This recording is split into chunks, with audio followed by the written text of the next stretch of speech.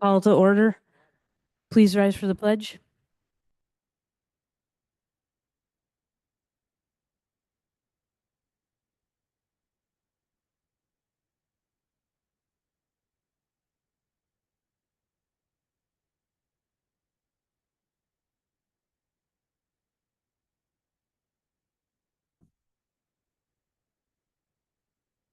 On behalf of the board, we would like to welcome you to our last meeting of the 24-25 school year this evening. We would just like to let you all know that this meeting is being recorded. The recording will be available shortly. I'll just read this just so that anybody that's watching the playback, the recording will be available shortly. We would also like you to know that if you have questions or concerns, that we strongly encourage you to utilize the Honeoye Central School chain of contact. This will ensure that topics that are of importance to you are directed to the appropriate person and can be looked into in a timely and efficient manner. Before we proceed, please make sure that your cell phones and any devices are set to silent or off so that we may conduct business without disruption. Jen, do we have anyone signed up tonight? Okay, then we will forego public expression and we will move along into our kudos. So, Jerry, I'm going to guess you probably have some. So I guess I'll let you go first. Only 10 or 12. No, Okay. no. First a kudo to the students and the teachers for the elementary concert that I attended. This is the last time that the 5th grade band was going to play. It was wonderful. 3rd, 4th, and 5th grade choruses sang. The house was pretty packed too. It was great to see. So a big kudo to the students involved, their parents, and our staff for doing that. My wife and I were invited to go to the 5th grade Challenger program up at Kodak Park. It is an experience you really need to see. It's a great program. There's a lot of STEM, essentially teaching that goes on there, and a lot of crazy dancing in between. And if you've ever seen these 5th graders dance, it's unbelievable. It was fun. It was exciting. Mrs. Hogg invited us, okay, and we were excited to go. It was really great. It's something that I hope our district continues for a long, long time. It's really well worth it. 3rd kudo, the lacrosse team. Our lacrosse team barely has a winning record, and this year they made it to the sectional finals. Huge kudo to them, okay? They played Penn Yan, which is a perennial state powerhouse, and they lost, but they did well in the game in that, and they had a wonderful season. So congratulations to the players, the coaches. It's just a great season. Last but not least, I want to give a huge shout out to our retirees, the people that retired this year, the staff, and I'm going to read their names, starting with Brenda Ward, Bob Stewart, Penny Jones, Karen Hogg, Tim Robinson, Mike Bastion, Phil Hubert, and Gary Schaefer. Okay, they all served this district well for a long time. I hope they have a wonderful retirement and in their future, but I do want to thank them for all the years that they spent in service to our district and to our students in that. So a big congratulations to them. I'm done. He's done. Would anyone else like to go? You all set? Okay, Megan. All right, as this is our last meeting of the school year, I would like to thank the staff, faculty, students, and everyone in between as we close this year. Your unwavering commitment and contributions have made a difference and don't go unnoticed. So I just want to give a shout out to everyone and say thank you. Next, Mike. I've known you as an elementary principal to business administrator. Your time here has been a wonderful addition to our community, from performing in musicals and plays to dressing up as a school mascot, participating in PTA events to town parades. You are a team player within the school, and we can't thank you enough for all the relationships not only have you built with our faculty, but also with the students. I'm sure you will miss crunching numbers and hunting deadlines. It's been great working together, and I hope our paths cross again in the future. Jim. When I was elected on my first term as a board member, you welcomed me aboard and told me being a board member is challenging, exciting, and very fulfilling. You were not wrong. It has been the most challenging part of balancing the title school board member in my adult life. You've made it easier with your guidance and wealth of resources that you gave me at the beginning of me onboarding as board member. It is no secret that you are an advocate for the district and the students within our community. I'm thankful our paths have crossed, and I'm sure I will see you around town. Thank you for your service to our community. Thank you. Isabella. When you enter, your smile lightens up the room and brings lightness to our meetings. Even when you bring student concerns to highlights, you do it with grace and skill. I'm grateful that you choose to sit next to me this year in our board meetings, as we've got to make a more personal connection. I wish you the best in your next step into the future, but don't forget about us and your time here. We hope that you return and visit one day. And that's all I have. Anybody else have anything? All right, I just have a few. So I started with Isabella, and I would like to say thank you for being our ex officio student board member this year. You've been nothing but outstanding. You have brought a vibrant, upbeat, morale boosting, and infectious energy with you. You have made your presentation something that we all always look forward to. Whether you knew it or not, you pushed me to be more for you and Honeoye students. It was humbling to be able to be there with you and your family the night in Newark as you received the Superintendent's Award, and it was very special to be part of the National Junior Honor Society induction with you. I wish you the very, very best in your future. You will be greatly missed. And then Mike, thank you for your commitment to the district. We first met with you in the role of elementary principal and me as a parent. In the last 4 years, I have come to know you in a more professional role, working together as board member and business administrator and attending a lot of facilities committee meetings. Outside the walls of Honeoye, you were a calm support to my family after my daughter's car accident. All of this is just a small representation of your character as a human being, the good guy. You have never been anything but kind, task-oriented, and other than myself, the best note taker that I know. It has been an honor to work with you, and I hope that you will enjoy your retirement. And then Jim, thank you for your 9 years of service and dedication to the district while serving on the board. You have given countless hours of your time attending NISBA, RSA, and 4 counties events, serving on the district safety committee and facilities committee, and fulfilling the role as the board president, just to name a few of the ways that you spent your free time. You mentored me and helped me learn the ropes on the board. I hope that you can return home tonight, knowing that you can rest and be with your family and hopefully actually have free time. To Honeoye's faculty and staff, an immense thank you for your hours of work in supporting our students. Our why. We have 54 students, 4 days away from their last day of their senior year, and a little over 2 weeks until graduation. Thank you for everything that you all do, big or small, to have given all of our students the opportunity to grow at Honeoye and become the best Bulldogs.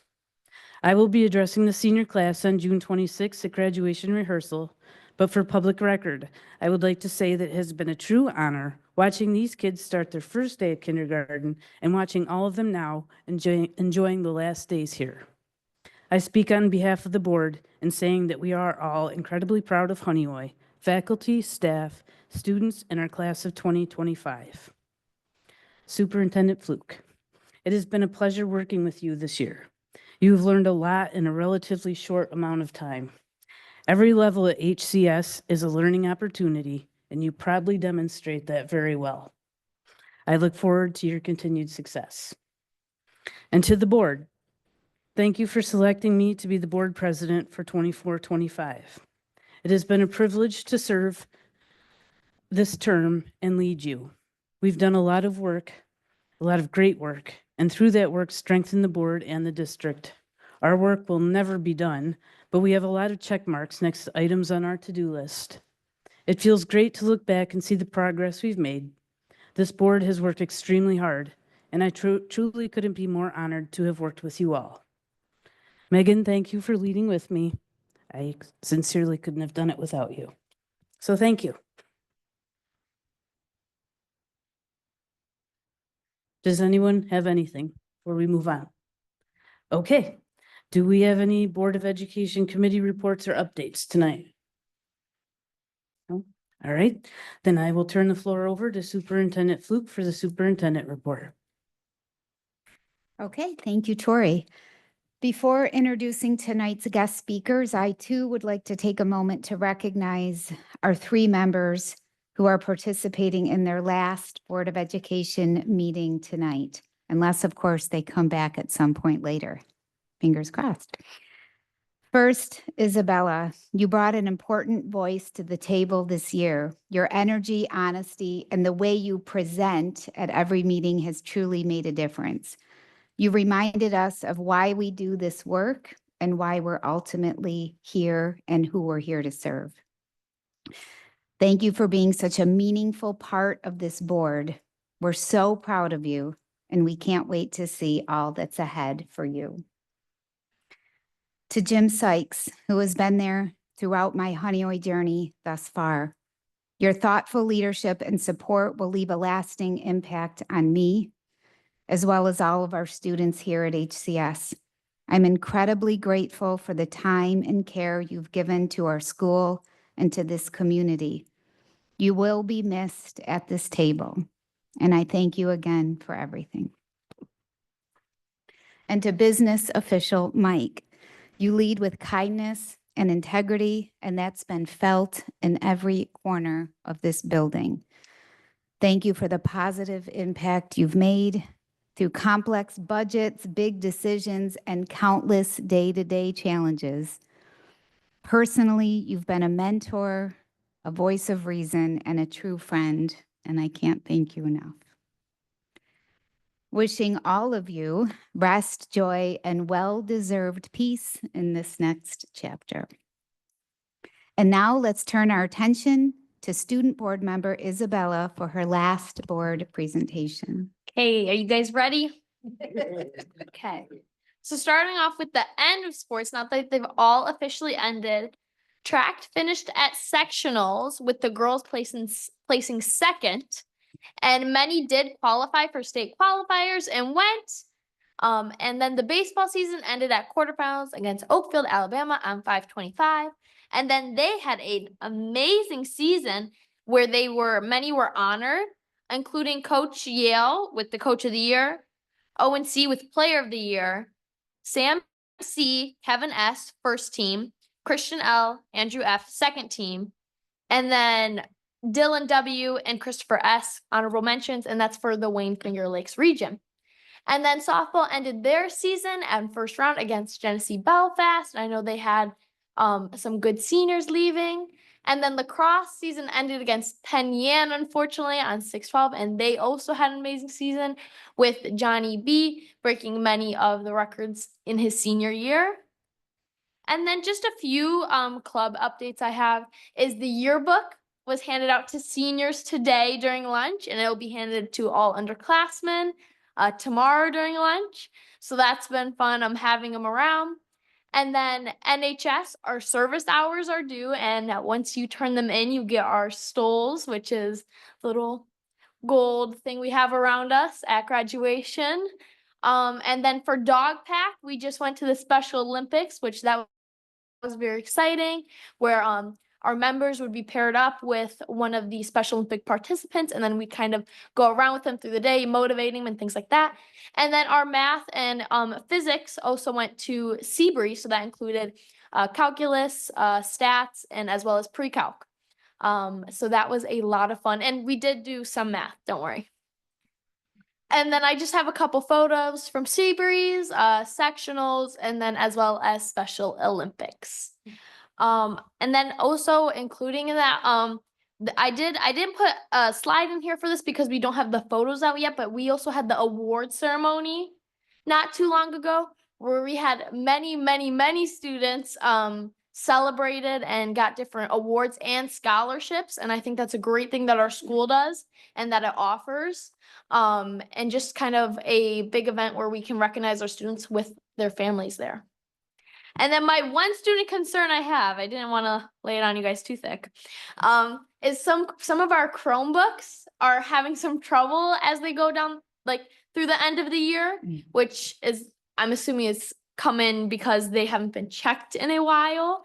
So I was thinking that we could do like Christmas break checks where like we check all the computers again. I know they're checked yearly once they come into inventory, but I was thinking maybe like a Christmas break check, just because some students leave things unnoticed. Like my computer likes to glitch out, but like she usually fixes herself, so it's fine. And then I have some friends whose Chromebooks overheat, or we do have very slow computers sometimes. So that was just a little solution I had. I know it's a lot of work. Sorry. Okay. I'm So I can see how often it's computers all the way off, and there's over 200. Yeah. Since the last update. Yes. Every time you turn your computer off and turn it back on, it catches up. Right. So if kids don't turn their computers off, Mm-hmm. they never get updated. Yeah, mine's just been glitching out on a daily basis, and I have to power it off. I turn it all the way off, and then I usually have to wait a couple hours, and then she's fine. But she's okay. She probably is, but she's been good to me. They need to speak up, yes. Garbage. Yep. And then lastly, I just wanted to say thank you guys. This is me, K through 12. I just want to thank you guys for being a part of my academic journey, and that this position has been so significant and important to me within that my academic career, and that this position has been so incredible and such an amazing opportunity that we offer, and that I got to share with you guys. And that is all.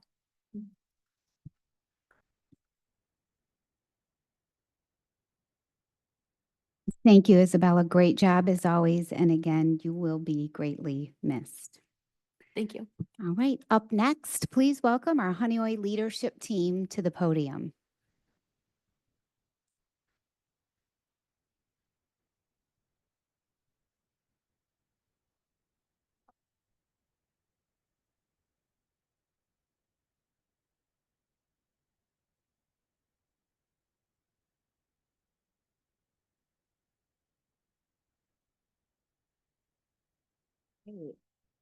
So tonight we are going to do a quick year in review for you, where each of us are going to capture the big moments from our different departments, highlights from the school year, and we're going to do it. Those of you who have been around have seen this format before. So we're going to do it by the numbers. So it is all statistics based, number based, and then we'll talk you through each of our different highlights. So this is curriculum, instruction, and technology by the numbers. So I am going to start with a couple out of the technology side, and then we'll go through a couple at the curriculum instruction side. So I have 5 technology committee projects. I have the most fantastic technology committee of teachers. I have an elementary committee and I have a secondary committee. I have about 20 members total. They meet before and after school on their own time to come and work. And this year, this committee was really gung-ho to actually get some different projects done rather than managing. We talk a lot about software. We do the state mandated plans, things like that. This year, because we were kind of caught up on all of our regular cycles of different pieces, the secondary committee, they took it upon themselves to actually write AI guidance for the adults in the building. That's where we started. We laid out an entire handbook around what is the district's philosophy on AI, what are appropriate and inappropriate uses of AIs for adults in the building. We even went as far as creating like a universal scale for AI use. When would it be appropriate to use AI on assignments? So kids could see that, you know, this assignment is a level 1 on AI, which means you can use it for brainstorming only, and laying that universal guidance out. And then we actually wrote sample syllabus language that teachers could include in their syllabus around the appropriate use of AI. So this was a huge project by that committee. And then the other big project from my elementary committee was we are working to create a digital skills scope and sequence for K through 5. So how are we building technology skills from kindergarten all the way up through 5th grade? And creating those expectations and thinking about which digital tools do we have that we can teach that through, as well as where are we going to teach them? Are we going to teach them in the classroom, through the library, through STEM? Where will those skills be addressed? So this committee, I can't say enough good things about them. They were dynamite. They worked hard every meeting and really knocked off a couple of good things. We also redid, and that's not up there, we redid the staff acceptable use document. We wrote it as a highlight document. These are the things you need to know. We redid the device agreement. These are best practices for using district technology. So they were busy and they were awesome. I always like to include this number. We hit almost, by the end of the day today, I'm sure we're over 900 help tickets for this year. This would be anything from a broken Chromebook coming in to a teacher's computer, a ViewSonic board, account issues, passwords. My guys, Zach and Jerry, they are managing every day, day to day, the different equipment problems, account problems, software problems. And they're fast. I will say that they really get on it and get things done. So they do a great job down there for us. One of my big projects this year for technology was documenting procedures. One of the big things New York State is hitting schools on when they audit is having documented procedures for how you take care of things in your district. Technology hit hard every time. So like, what is our process for inventorying equipment? What is our process for managing accounts? So for example, Jim is an active member of the Board of Education through June 30th. What do I do with his accounts when he's done? That all has to be documented. How do we give users different levels of privileges, right? So we all have access to Google, but we all might have different levels of access in Google because we can't give kids certain things because of privacy reasons, whereas we can give adults those. So this was one of my big projects this year. New York State is doing a privacy review. They say they're going to do a privacy review of every school district where you have to show them you have these procedures documented. So this was a big project for me. We purchased 210 pieces of equipment this year. Our big upgrades were we bought a new projector for the auditorium because the other one was dying a slow and painful death in there. So we did that. We got the distance learning lab set up in the secondary with the grant money for that. And then we have view boards now for every space that needs one. We finished actually the teacher replacement cycle for our laptops a year early. We have a 4-year cycle. We're all done in year 3. So I don't have to buy any teacher laptops next year, which is great news. Our Chromebooks are replaced in 1st grade, 5th grade, and 9th grade. And Isabella's group, you are the last ones, like you're the tail end of being in that cycle. So they will then be on a very regular cycle of when they get a Chromebook in 9th grade, it is theirs all the way through 12th grade. There's none of that. Remember, there was time where it was swapping and you would turn one in, but get a different one back. We're not doing that anymore. So kids all have the same one. And then infrastructure wise, we did some major upgrades to our network switches. We got 3 new network switches, and then we had to replace our core switch, which is like the hub of the network. So we did that. So we're in really good shape equipment wise. And then here's some instructional pieces. This year, we were able to offer, that is not 13, that is 73 professional learning options for our teachers. This was before and after schoolwork, as well as on conference days. These were led by my team back here, along with teachers and different staff members that were willing to put that out there. So we were able to set up a catalog, and teachers were able to register in the online catalog for their courses, which then helped them track their professional development hours that they might need to submit to the state.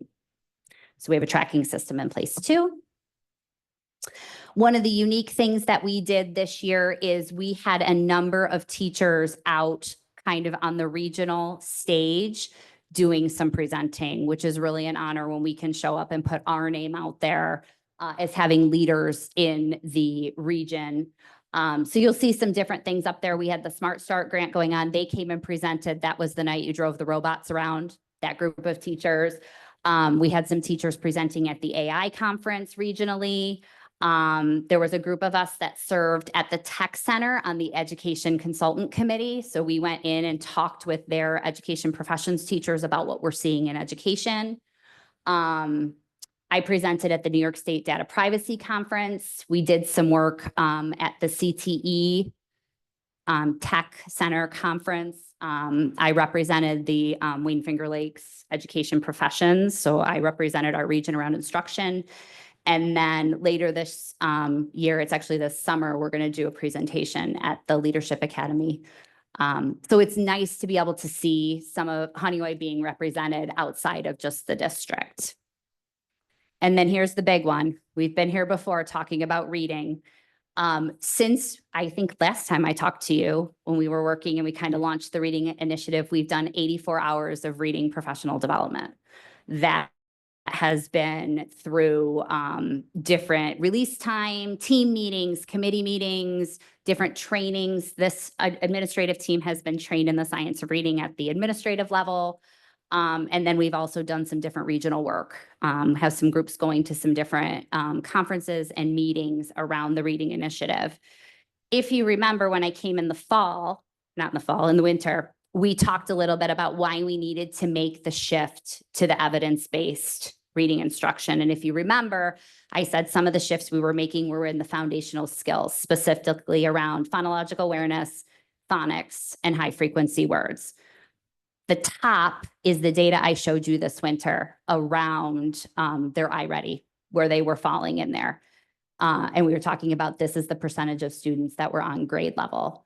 Since then, Mikey and I have been working with her teachers and in her building with launching a phonological awareness consistent curriculum in grades PK through 1 and a consistent phonics program in K through 3.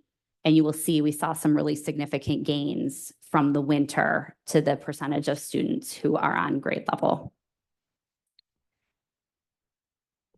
You know, specifically looking at that phonics category in K and 1. Those are really big jumps. So we're on the right path and our teachers are doing a great job. And then this is my last slide. We are going to, by the end of the school year, have assessed 301 students using a new assessment system. We are shifting, we're still doing iReady for the final assessment, but we are shifting to more of a screening assessment. It's called DIBELS 8. This is really about a 5-minute screener that we can give kids as opposed to iReady, which can take a significant amount of time, and it's done on a computer. DIBELS is done one-to-one, face-to-face with kids. And this really is like a temperature check on how a kid is doing. It's going to flag them to us as, ooh, we want to learn a little bit more about this kid's reading, and or this kid's good. They're good to go. And those kids that we see like, hey, we want to take a look at them, then we can do some more diagnostic testing on them to see where's the actual area of need how can we intervene? How can we provide intervention in that specific area? And then it also is going to tell us a little bit about our core instruction. What areas of our tier 1 instruction do we really need to bolster to see our kids all meeting benchmarks? So the assessment team and I are assessing K through 5 next week. And we're assessing 6th grade the next week, and we've already done 7th grade. So we're excited to see what that data looks like. And hopefully we're going to find, a faster way to screen kids that's more efficient and give us more data so that we can check out our tier 1, make some changes there, and better intervene at tier 2. That's everything for me. Do you have any questions? Yeah. How did this year match up against other years, going back to your help desk tickets and equipment rolled out? I would say the help desk tickets were similar. It's about 900. It's pretty, except for my first year, there were a lot. I think we've streamlined some systems, so we're more efficient in that. So the help tickets were about the same. Equipment purchases, we were actually down because we're ahead on our cycle. Like we were able to use some grant money to get some things. We were able to use some E-rate money. We've been able to manipulate some of the money around in order to maximize it to take care of things that we've needed in the previous 2 years. And then this year we were able to kind of top it off, which is going to free us up a little bit next year to look maybe at computer labs and things like that. Yeah. Anything else? All right. I will click. Thank you. She agreed to click for me, so. Mm-hmm. So good evening, everybody. It's great to see everybody again. So what I'm going to do tonight, just give you an overview of the Pupil Personnel Service Office. So in our office, we have 91 individual education program plans for students. So there's 91 students have IEPs. 51 students have 504 accommodation plans. And combined, both IEP and 504 plans, there's 142. So that makes about 1 out of 4 students in our district either have an IEP or a 504 accommodation plan. So we have 3 students that receive English as a new language service. We have 6 students that qualify for the McKinney-Vento Act, which is for homeless students. We have 12 special education teachers, 6 teaching assistants. I did 33 IAPPR observations, and we declassified 6 students this year. So for our evaluations, so our school psychologists do these evaluations. We did 31 CSE reevaluations. So they get students get a reevaluation every 3 years. Each of those evaluations takes about 5 to 7 hours. We had 25 CSE initial referral evaluations. Those they take about 10 hours each. And then we had 14 504 reevaluations, and each of those takes about 3 to 4 hours. Meetings. So I chaired 135 CSE meetings so far, and I still have a few more to go. The reason why there's more CSE meetings, per student is that you can have more than 1 meeting for a student. I chaired 51 504 accommodation meetings, and then I chaired 12 Committee on Preschool Special Education meetings so far. And again, I have still a few more to go. For our English as a new language service minutes, our English as a new language teacher, for her total minutes of E&L service, it's 17,100. Of those minutes, 6,840 were provided at the elementary level, and 10,260 were provided at the high school level. So IEP and 504 counseling caseloads. So what that means is that's mandated counseling. It's not, necessarily the students that come in the counseling office from time to time, but it's those students that have it on their 504 or IEP. So our school psychologists, we have 2 of them. They have 10 students each on their caseload. Our school social worker has 24 students. Our 9 through 12 counselor has 9 students, and our K through 8 counselor has 16. So our occupational therapists, physical therapists, and speech therapists, their caseload. So OT, she has 26 students on her caseload. PT has 17 students. And we have 2 speech therapists. So between both of them, they have 67 students on their caseload. So I traveled to 12 schools this year, totaling 1,544.5 miles traveled, and I still have 92 more to go. So I saw lots of schools, and most of the time when I was at the schools, I was either doing an observation or I was chairing a CSC or 504, or no, just CSC meetings. Then we participated in the Special Olympics this year, and so I know you were there, and it was a wonderful event. Natalie was there as well. And that was on May 30th, 2025, and 29 schools attended. There was over 150 volunteers. There were 851 athletes, and 33 of our students participated. And that's a wrap. Do you have any questions? Okay, thank you.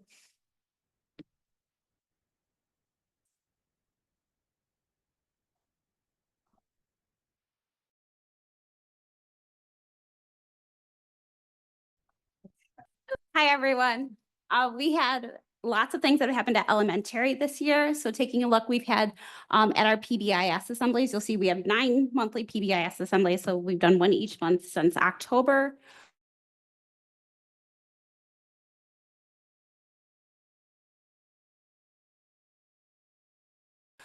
Through that, we've also, starting at the top, really also had 210 students have been involved in some sort of club this year, which is amazing since we only have like 253 students in the building. Thanks to Rotary, we've also been able to have 2,530 books distributed to students. So students have been able to walk away with text right in their hand every single month. And they have been super excited and very appreciative that we've been able to have that and offer that for them.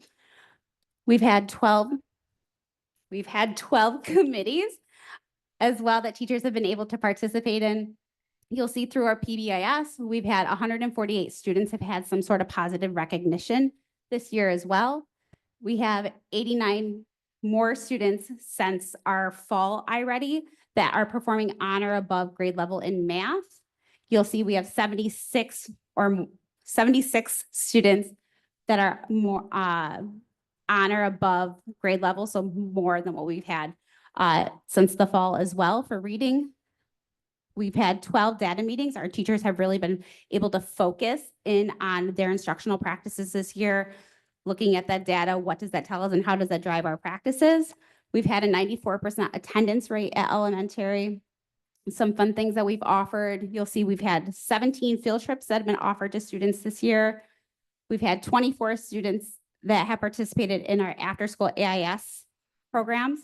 And then we've also been able to offer 26 special performances this year.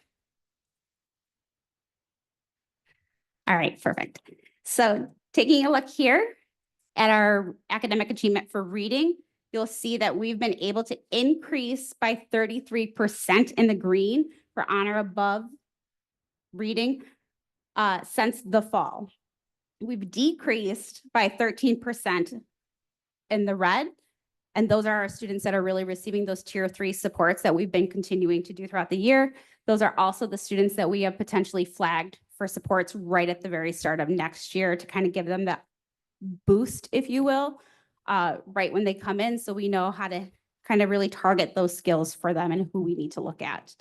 You'll see based on a lot of this data, as shown in Erica's slides already, much of this growth is really aligned or due to, I should say, the alignment of the science of reading that we started at the very beginning of April.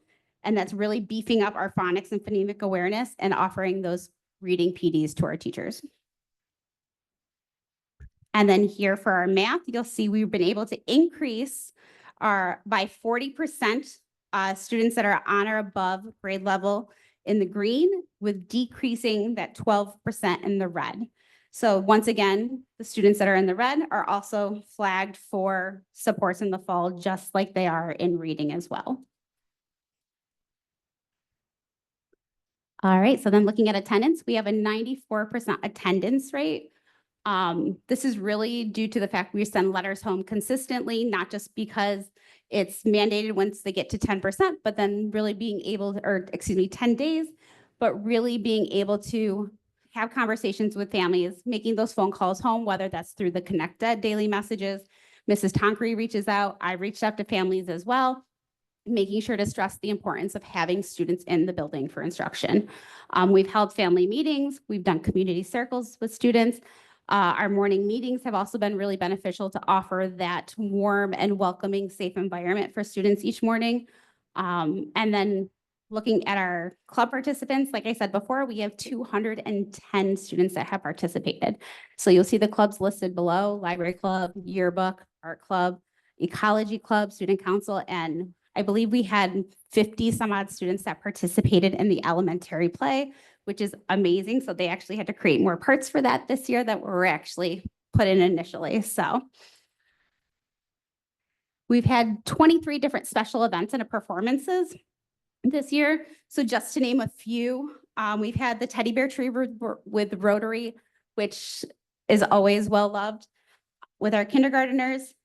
We've had our Rev Theater Company has come out from Auburn, and each grade level was able to participate in various performances and able to get to meet the actors, learn a little bit about what they're teaching. If that was Aesop's fables, they would learn what a fable is, and then be able to see those pieces as they play out. We've had Doug from Rock the Earth come out, and you can see our students in the picture there.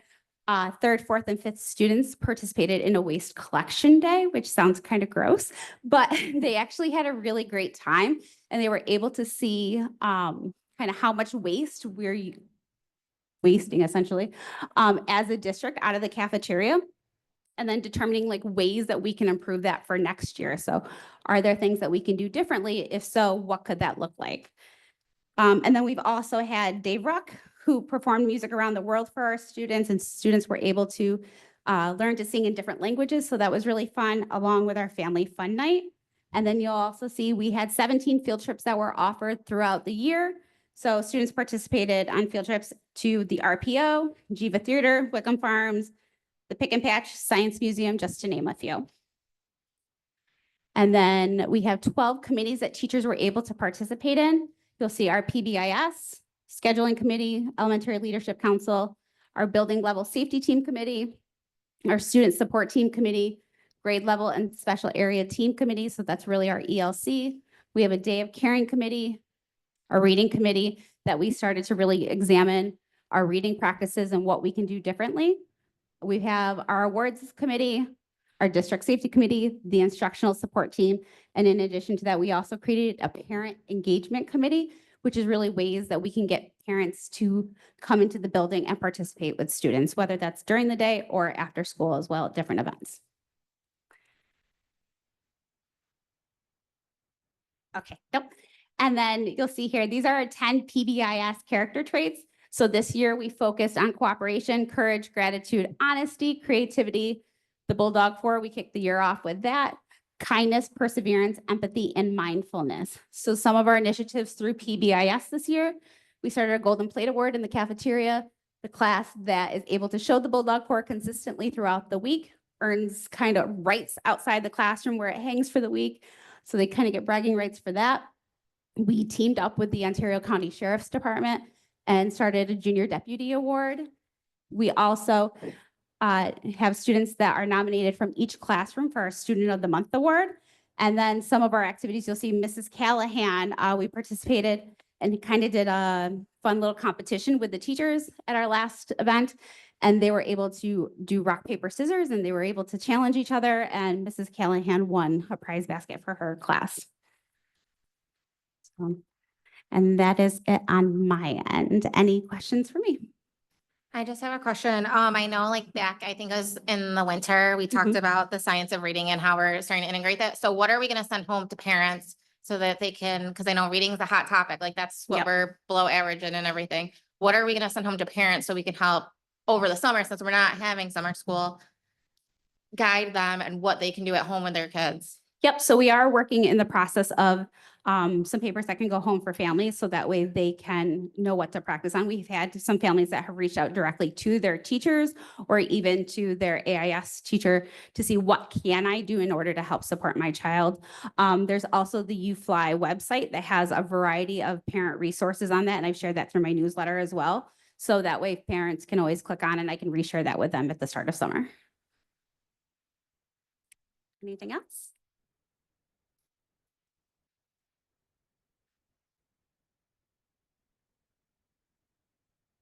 Okay. I'll give us a second just to take a look at that, and then we will get right into things. I got pushed to the back. I think they said they were saving the best for last, but I think they just pushed me. They just forced me to be the last one to go. So I'll give you a second to look at that, and then we will get right into those numbers. And first off, I'll ask Mr. Angel to just go over our iReady data as well, and then we'll dive into the rest of those. Yeah. Hi, guys. We saw a similar graphic for our iReady scores here. So think as you're looking at it, if you're a visual learner, right, green increases are good and red decreases are bad. You want to see the green grow and you want to see the red shrink, right? The bars on the bottom are fall and above is the spring in relation. So if you take the top infographic, the reading graphic, what you would notice from fall to spring is that our students who are on grade level, so either early, mid, or above grade level, jumped 12% for ELA. That was from fall to spring. And you look at the red for reading, and you can see a decrease as those bars shrink.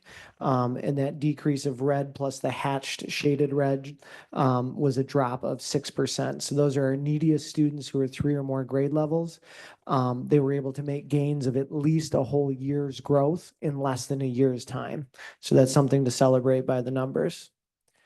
As you jump to the lower infographic, which is the mathematics there, we saw even more impressive gains. So when we look at the fall data to the spring data for green, we're looking at jumping from 30% up to 68% of our students on or above grade level. That is a huge jump for that scope of time. And then you can also mirror that against the red in the lower right-hand corner. You see the very bottom red crosshatching shrink by almost half. So of the students who were 3 or more grade levels below, we saw that drop. A total of 12 students in mathematics were able to catch up at least 1 grade level, some of them gains beyond that. So that tells us that at the grades 6 through 8 that our academic intervention services are yielding fruit, as well as our tier 1 instruction. And with that, I put the number 40 that I took off the first screen, and that represents the number of students that we're currently offering some level of additional support to in either reading or math or both. So that number's up considerably. I think when I came here, there was 9. So we had 9, not because there was less need, it was actually more. But that's what we were currently, that was what we were servicing. So we built that. But what we've also tried to do is to restructure, and we've gone through a couple iterations of the schedule to not just have more kids, but also increase the frequency that they're getting that extra support. So we've done a couple different things with the master schedule to make that happen. And I think this year what we have, what we're looking at, I think will probably be our best iteration when we're looking at it in terms of carving out time specifically at grades 6 and 7 to get them a dedicated period that's not offset with something else that's detracting from that time. So we've tried a couple of different things, and it's either that if they have math and ELA, it's competing with each other, or if it's, if there's a resource room in there that takes another day out of the week, and it just wasn't to the level that I think we need it to be to really close the gaps when we're looking at the kids that are, 2 or 3 grade levels behind in reading. They need a higher frequency. So myself and both of our counselors attended a professional learning on master scheduling, specifically at the secondary level. And we looked at, it was beneficial because we looked at both what they were presenting during that time, which wasn't necessarily profound, but I think it affirmed some of what our ideas were. But then we also had an opportunity to break out with a number of different schools and ask them specifically. So when I went into those rooms, I'm like, what are you guys doing for AIS? How are you still meeting the middle school requirements? What's your structure look like? So from that aspect, it was definitely beneficial. And we have looked to tweak our schedule this year that I think will be the best one so far in terms of what we're able to offer kids. The 34 represents the number of students that are currently taking AP courses. So the board, remember, we've added 3 new AP advanced placement courses this year. So we added AP Bio, AP World History, and AP Physics this year. And we also maintained AP Statistics, which we had the previous year. So with our AP classes altogether, we have 34 students taking AP classes. And we actually have 3 students that are taking more than one AP course this year. Also new this year, or starting this summer, we will add driver's education. So we're set to go with that. We have our first meeting tomorrow, actually, where the students will have a chance to meet the instructor and go over expectations. And be ready to go this summer. So that's the other piece that we've added. And in doing so, I also want to note that we haven't gotten rid of anything. So it's while preserving all of our, I think we have 10 different Gemini offerings. We preserved those. We kept AP Statistics. We added an 8th grade career exploration class. So everything that we see up there that we've added isn't detracting from anything that we currently had available to kids. I mean, we heard from the kids. I see Isabel, we heard from them specifically in this realm of like, we're looking for more offerings, we're looking for more AP offerings. That was specifically said by students and noted, and I agree. And then the last set of bullets right there is what we're looking to offer this next school year through our distance learning lab. So it was referenced earlier. So down the hall here in room 1016, what they refer to as a career cafe. So we have the large monitors, the equipment that was acquired through grant funding. And what that will be purposed for next year is students will be able to take courses synchronously with FLCC professor. And in those courses right there. So we have anatomy and physiology, psychology, and sociology that'll be offered to our students next year. And what that'll look like is they'll literally be sitting in the class. They'll be able to have 2-way communication. So there's a camera, microphone on both ends. So they'll be able to hear the professor. Professor can also hear them. And it took a little bit of doing on our end in terms of the schedule. Because we're going with the college schedule. So they're not following our 41-minute periods.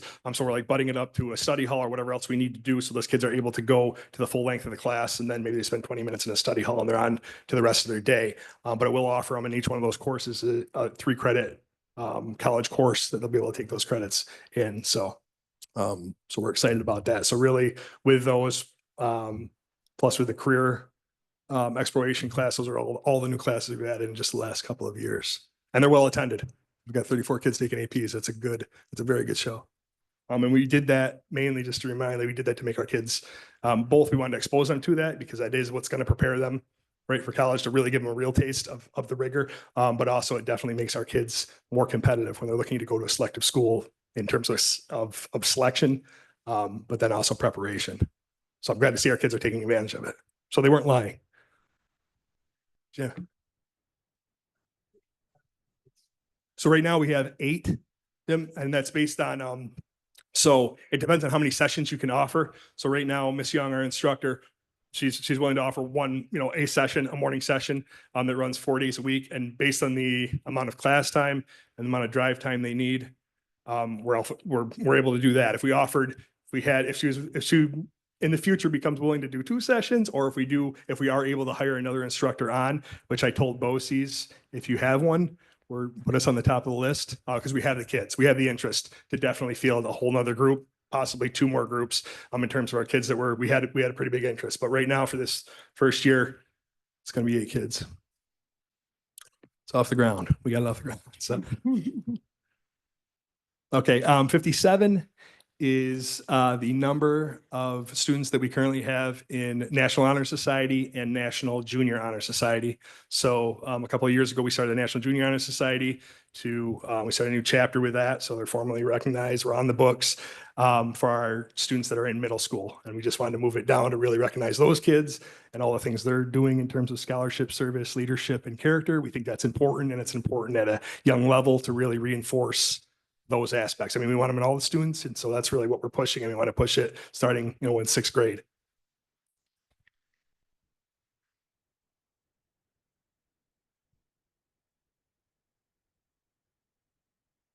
Okay. Just to, Mr. Angel, I'll just set this up real quick. So what we're looking at here in the graph is, this is behavioral referral data that Mr. Angel and I took a look at. And I'll let him get into it in a second, but the reason I had a 2 up there is because specifically I wanted to highlight the 2 years. So our last 2 years on the right, so last year and this year, just in terms of the number of referrals that we're currently at versus some of the past years. 2021 was the hybrid year, so I didn't think that was really accurate data. We'd have the kids here part of the time, but going back as far as we could grab data from School Tool, which was 16, 17, I think when we started, must be when Honey I started using School Tool, because that's as far back as I can grab the data from that platform. We did a comparison. So I won't take too much. I was going to have Matt speak to that a bit. So, all right. Thank you, Nate. And I think you set that up pretty well. So you're looking at almost a decade's worth of data there. And in the center, we're missing the 2021 hybrid year. Because the number of referrals is going to look great there, but we also, you can't compare apples to apples. Another thing that the board should know, when we pulled the data, we were intentional. June data can't be in because that's not finalized. When we started, the May data wasn't finalized yet. So we did a consistent window. So it was open of school year up through April 30th. So these are finalized numbers. Something else that Mr. Schneck and I were looking at and thinking about was not just the total number of referrals, because if I'm sitting in your seat, I'm wondering, yeah, but our enrollment has gone down. So like, as the enrollment decreases and the referrals decrease, is that really better or more significant? And we actually went as far as to dive into the ratio of enrollment, students enrolled compared with referrals. And not only do we have the lowest 2 referral years, we also have the lowest 2 percentage ratio years of referrals to students. So what this tells the board is that all of the ancillary programs pouring into these students, some of the positive behavior interventions, some of the extra trainings that we're doing with our staff, professional development, we're seeing growth. We already know that we have wonderful students here at Honeoye. And if we were looking at this data regionally, you'd see, Honeoye here and some other districts here. But even year over year for the last decade, we're seeing a decrease in behaviors in this district here that are concerning. So I think that's something to celebrate, and we wanted to highlight that on this slide. I think one other piece that I'd like to add going along with this, and as we were diving into it, was we also took a look at the DASA reports, so the bullying and harassment incident reports that students or families or whoever can submit to the school. There's a link on our website that those also were the lowest they've ever been of any of these years. So these last 2 years show the lowest of that. So I think on a number of different fronts in terms of, I guess, what the climate looks like at the school, I think we're definitely trending in a very positive direction there, and I'm proud to share that tonight.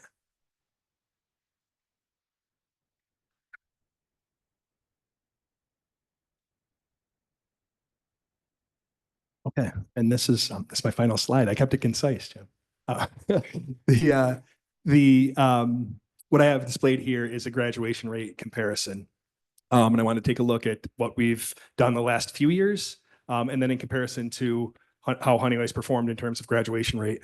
So on the right, you'll see the last 3 years that I have arrowed there, and all 3 of those years. So it's the 2 previous years, and this year I anticipate us to be somewhere between 93 and 95% for our graduation rate come August. So I think 93% by June. We could get up to 95% by August, and that's really the metric that the state's using in terms of your graduation rate. So it's as of August. But I think we're going to be somewhere in that realm. But if you look at the previous years there's not a single year above 90. I had to go back to the 2015, there's 2015, 2016 school year before I saw a graduation rate that above 90. They had 92% that year. But again, that's going back almost a decade to do that. So the norm that you're going to see there with all those other ones, it's somewhere in the 80s. Which means we were still leaving a lot of kids not on our stage for those previous years. So we're continuing to trend that up. I've said to the board before, and I'll continue to say it, I am looking for 100%. That is the goal. That's going to continue to be the goal. But we are definitely trending now that we have 3 consecutive years of being above 90%. That is becoming the norm here.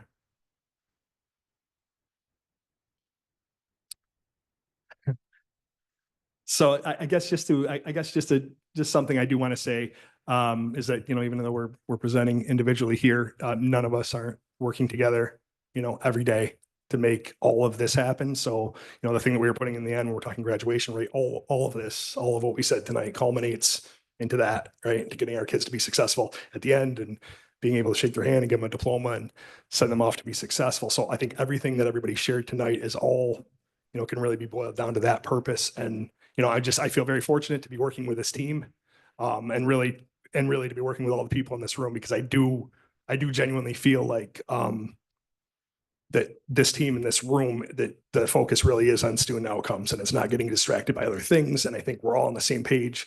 And I think that really is why we're able to get these gains in a pretty short time. And I'm really optimistic about where we're going. Thank you. Thank you very much to each member of our leadership team. I very much appreciate the way this team collaborates, works together. This is teamwork at its finest. Great job tonight. Excellent. Thank you. Next up, please welcome Athletic Director Mark Pulver to the podium.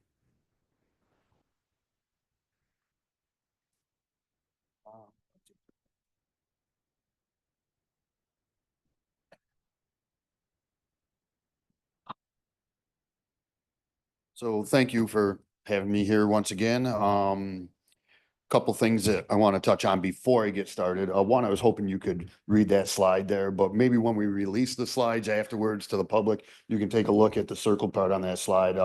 Kind of speaks to our program and our following that we had with our basketball team this winter. It's just some kind words about how kind of our community impressed, a couple other communities or whatever. While we're talking about the slides, I got to apologize ahead of time. Natalie pointed out that I had full names on these slides.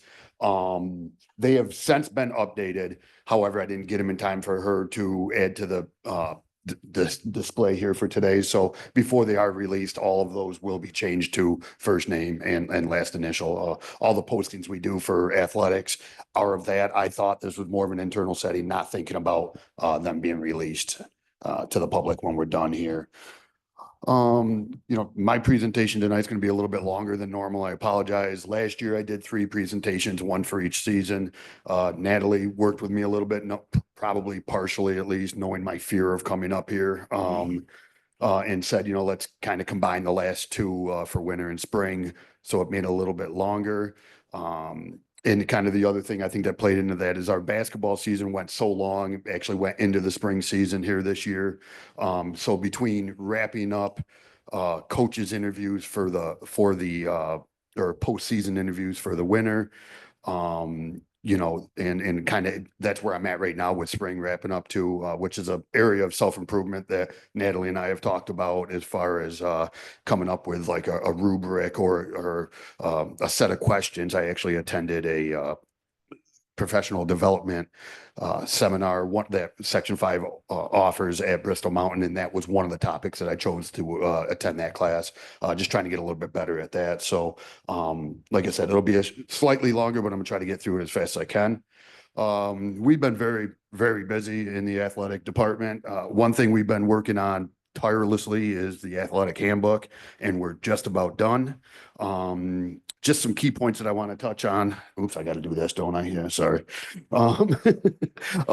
We've added a few sections, table of contents, what sports we offer, things like that, concussion protocol, just to kind of get that out to the parents as far as like what they can expect if they find themselves in that situation with their student athlete.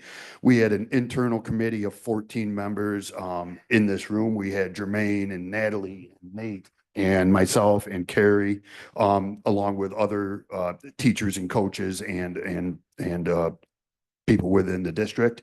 We also had an external committee, which was made up of 11 members, some of which were on the internal committee, and then there was some parents from the community, excuse me, that were part of that. The internal committee has currently met 17 times. We have an 18th meeting scheduled to kind of wrap everything up. We are currently done internally. We have another parent meeting that it says it's the 16th here. We recently changed that to the 17th. It's been a hassle to just to get everybody, on everybody's schedule and get everybody in the building at the same time. So this is something we're really proud of. It's been a lot of work. And I appreciate everybody that was on the committee, internal and external. And then next year, our hope is to get the coaching handbook kind of tightened up a little bit on that end of things. So moving on to fall dates. Registration for the fall season will open July 21st. I'm going to offer 2 mandatory coaches meetings to my coaches. The reason I'm going to offer 2 options is because it's just once again tough over the summer for to get everybody in the same room at the same time.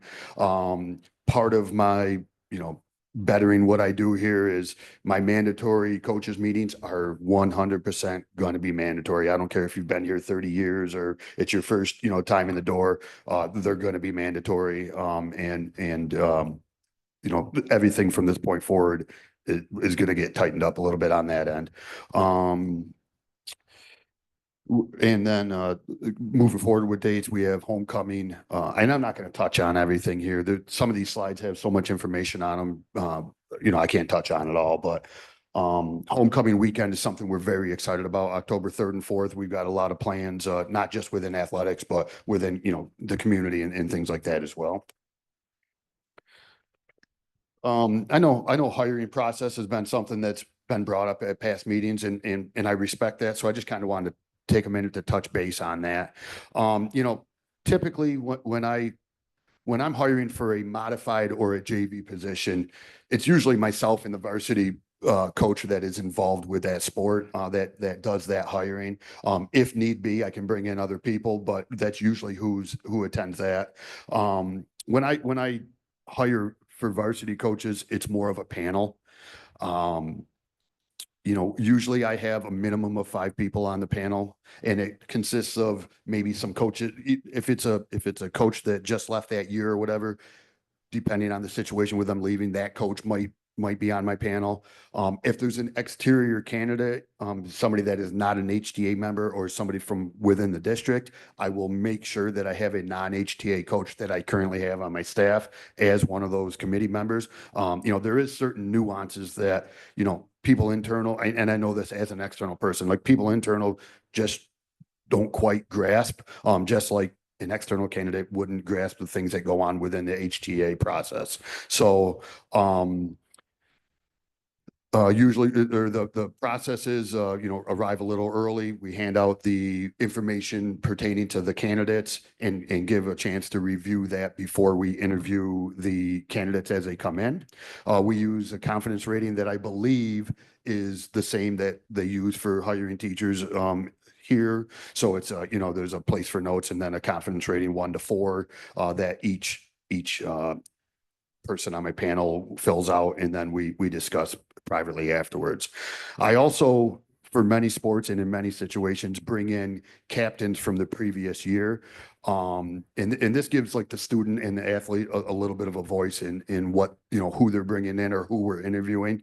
I will say that, I give a little more weight to what my interview committee says versus the student athletes, but I do feel the student athletes opinion is very important.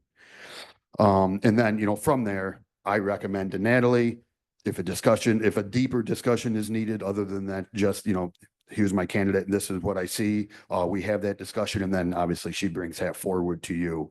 One thing I just wanted to touch on real quick is I know recently you folks have made the decision to not accept any recommendations unless all the prerequisites are met, including first aid CPR. And I certainly respect that.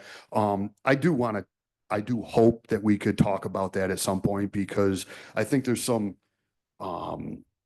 further reaching ramifications from that than everybody realizes. And I'll give a quick example if you don't mind. And I'm here to celebrate things, but I just want to kind of give this example. I did recently interviewed for a varsity position, and we ended up hiring an HTA member who, you know, obviously was qualified or I wouldn't have hired her. She has not coached in years though, so therefore hasn't kept up on her first aid, CPR, this, that, the other thing. Volleyball being a fall sport, she wanted to have a meeting before school was out so she could, you know, talk to her players maybe about getting together over the summer, this, that, the other thing, camps, that sort of thing. But I could not recommend her because she hasn't taken first aid CPR. And first aid CPR, I did recently offer a course here. I brought Clark Brown back from Brownstone, and he did a class right in this room actually for many of my coaches. But first aid CPR typically, when it's offered by Section 5, is only offered 3 times a year. It's right before fall sports start, right before winter sports start, and right before spring sports start. Now, there are courses in the area that you can take, but there's always that crapshoot of, is it going to meet the standards of Section 5? Because they're ever changing. You know, they kind of tighten that group of acceptable courses every year on me. So I would, you know, respectfully ask that we do revisit that and maybe not make that blanket statement. But obviously it's, you know, your decision in the long run. So moving on to kind of reassess and recapture what happened in the winter season. Oh, I'm sorry. I got coaching updates for fall. This is where we stand currently for fall. We have the majority of our positions filled. Boys cross country, varsity on the varsity level, modified boys soccer, and varsity volleyball are 3 that aren't currently filled. Sorry about that. I think two of these postings, or one of these postings, excuse me, just ended today, so we'll see what that brings. You know, I kind of had a modified boys coach in mind. He came in and interviewed the other day, and we decided it wasn't going to work with him schedule wise. You know, modified sports usually practice right after school, so that candidate could not make that commitment with their daily schedule. So just wanted to give you a quick update on where we are with those. Mark, I have one thing. Yep. I know we've kind of talked about this before, but the coaching, putting it out there, because I know a lot of people don't have social media, or they're not looking at an Indeed because they're not really looking for like a part-time gig. Is there any way that we can send it out on Parent Square? Like Sure. that would be something I think, because I know a lot of our coaches are parents, and like they don't know that it's even out there. Right. I think would be a good idea to do, so then we can reach more people in a way. Okay. Just an idea. You don't have to do it, but I think that would be something that would be great, because I know that it's hard for us to get the word, Yeah. just getting people in. Yeah. I know that I've mentioned it before, but I wasn't sure if that's something that you'd be interested in doing. But I think it would help. Yeah, I honestly, any way we can meet or reach more people, I think is a good idea, whether it's, you know, put it on the athletic page for Facebook page as far as, you know, hey, you know, Honeywell's looking for this coaching position or whatever, Parent Square, you know, more locally or whatever too. But I'm open to any suggestions as far as reaching more people to bring in candidates. So I like that idea. Thank you. Now we will move on and talk about winter sports highlights. Obviously, you know, for the most part, the basketball season dominated the headlines, and rightfully so. You know, they did a heck of a job. So, and once again, I do apologize for the names that will be shared here. It's not in all places, but some places have the full name, so I apologize. Along the way, we did celebrate 23 seniors in the winter season and 1 foreign exchange student. Foreign exchange students get the same treatment as a senior as far as banner and senior night recognition. So quite a few seniors to recognize in the winter season. You know, we kind of started off the season earlier in the winter by going to Cleveland. You know, I know Mike spent a lot of time on helping me with that, so I greatly appreciate it. I know anybody that went, whether it's players and families and any community members that went, like, had a great time. It was an honor to be able to play there. So I appreciate everybody's work on that. Probably one of the things I'm most proud about, and I'm not saying that you know, personally for me, but just as a community, was the donations that poured in the night we played South Seneca here, and Ovid obviously had the terrible situation with the fire.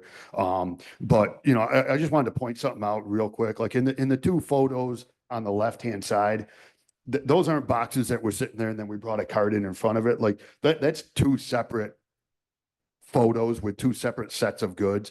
I believe we filled like a half of a bus when they went home that night, and then it overflowed into a large pickup truck that was, the bed of that truck was filled as well with goods that the community brought in. It was a constant flow of community members coming in. So that's something like I'm really proud of as far as just, the school district itself and the community. So that's a highlight that I really want to make sure that I mentioned. So,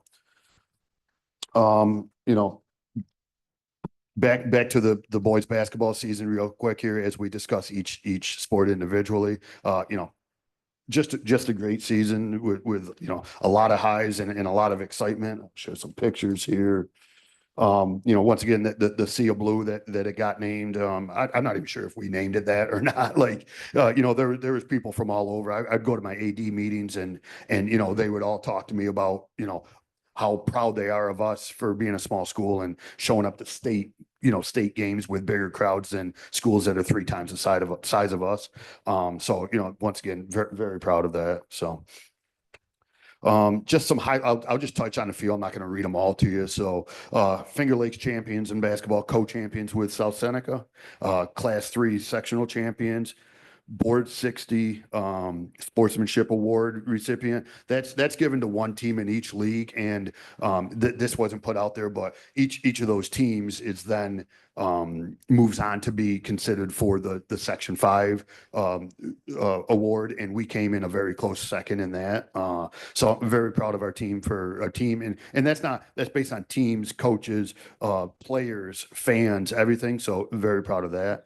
The 24-1 record was the best record in Section 5 for any level, anywhere from Class AA down to Class D.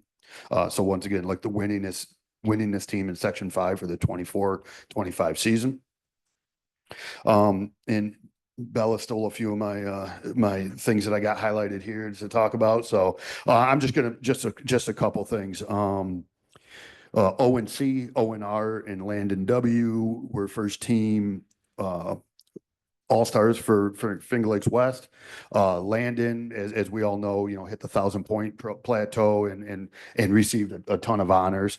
One thing I just want to note too, there was a kid, a gentleman at Wayne Central School. He's going to be a senior this next year that now has gone to a private school. So Landon now is the active Section 5 leading scorer in all of Section 5. So it'll just be very exciting moving into the 25-26 season with this team. So girls basketball had another solid year.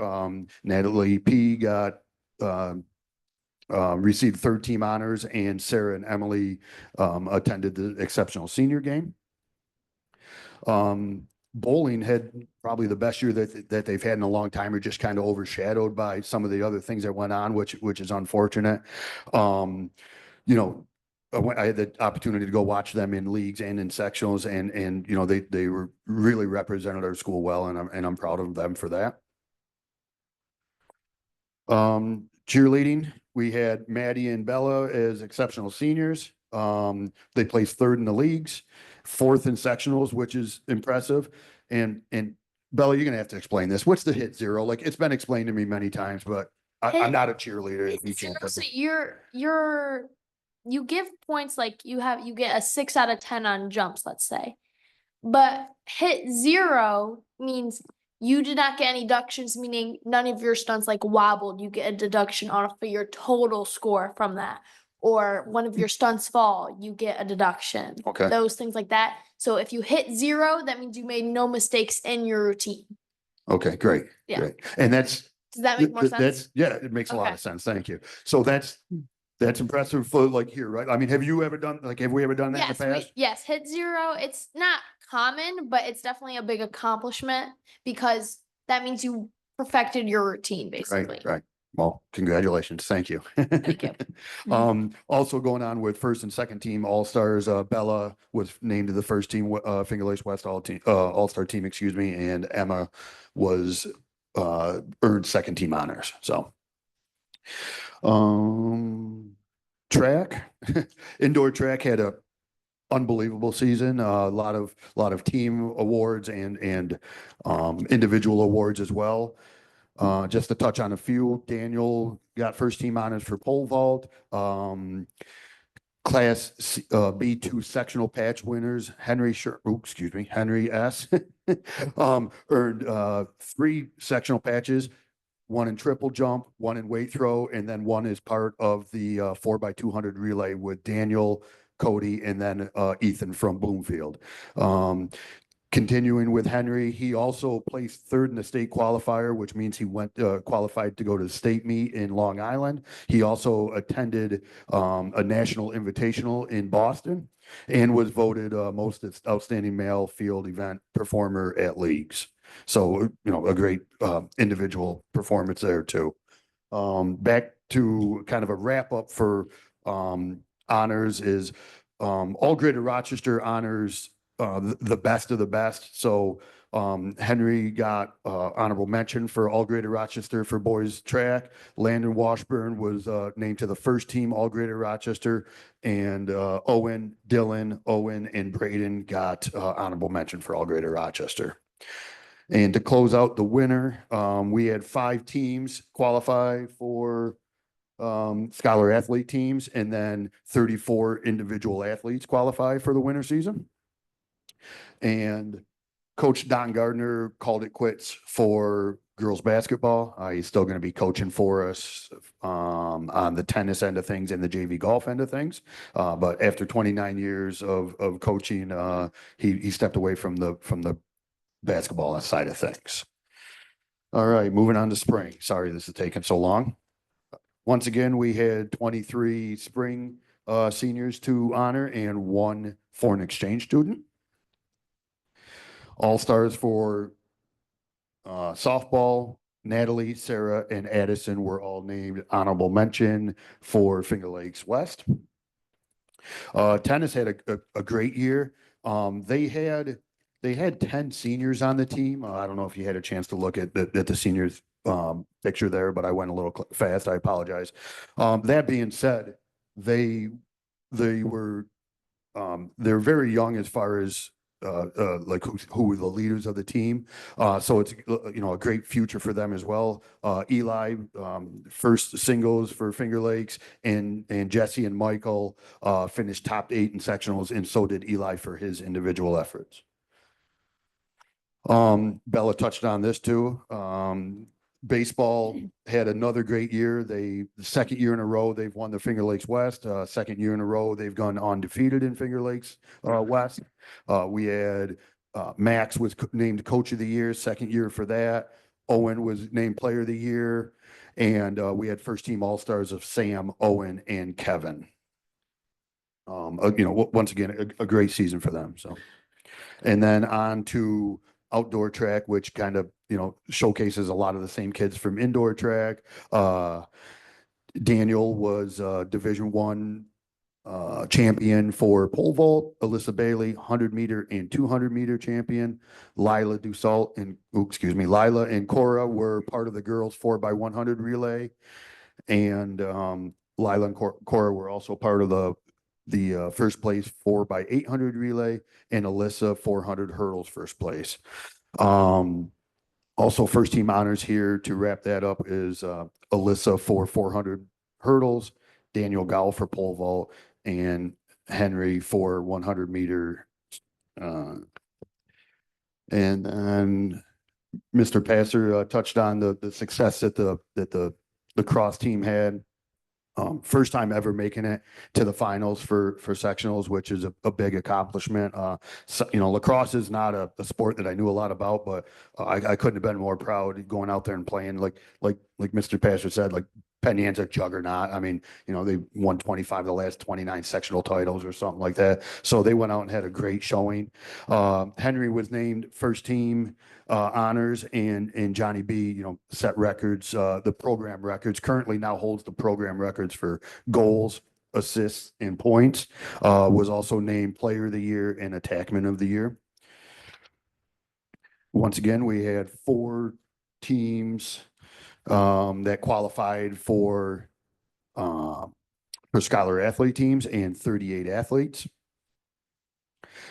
We did a signing day notification for Alyssa, who's attending SUNY Geneseo and going to be running track there, and Johnny B, that's going to Morrisville to play lacrosse.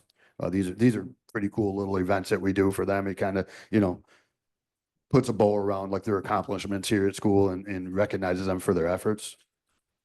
That's all I have for now. I do want to, as always, thank some people. The Birdhouse and John Chrisman Agency paid for spectators to go on the spectator bus to the state quarter or the state games out in Binghamton. You know, that was just a great gesture from them, paying for people's tickets to do that.